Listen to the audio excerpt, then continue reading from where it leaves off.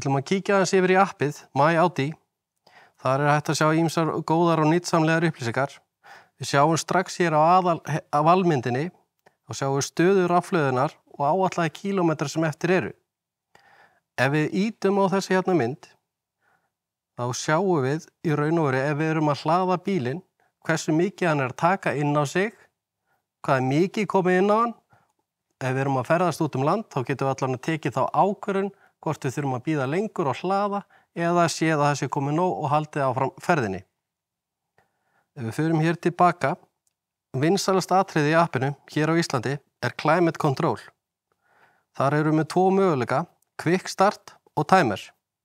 Ef við erum í Quick Start, er nóg fyrir okkur að draga línuna til að stjórna hitastigi bílsins, 22 gráður, frábært yfir veturinn, höfum hakað í Glass Surface Heating, hita framrúðuna, Comfort Climate Control og eina sem við þurfum að gera núna er íta á Start. Þarna erum við að senda skipunina í bílinn að virka fjarhitun og er hún virk í 30 mínútur.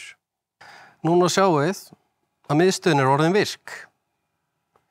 Remaining time eða tími sem eftir er 30 mínútur. Ef svo eitthvað kemur upp á og við erum ekki að fara út, er ekkert mál að stoppa þetta með bara að íta á stopp. Svo er það hinn möguleikinn að setja í timer. Þá veljum við bara hvaða dag, segjum í fyrramálið, klukkan 8, ætla ég að leggja af stað í vinnuna. Þá haka ég í, íta á send.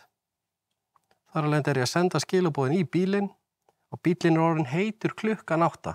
Hann byrjar sem sagt að hita sig og bræða snjóinn af klukkan 7:30. Gæti ekki verið einfaldara. Svo við förum hér aðeins neðar í All Functions, þar raun og veru sjáum við allt það sem appið býður upp á. Það er Climate Control sem við vorum búin að fara í.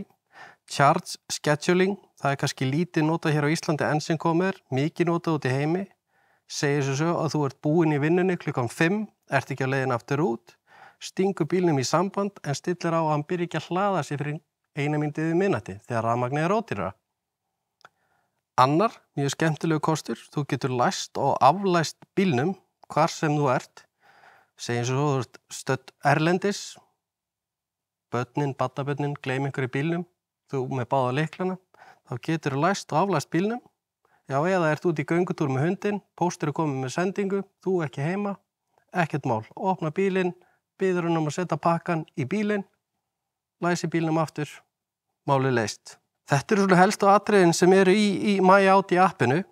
Við raun og veru bara að fikta og prófa sig áfram og þetta mun nýtast þér mjög vel.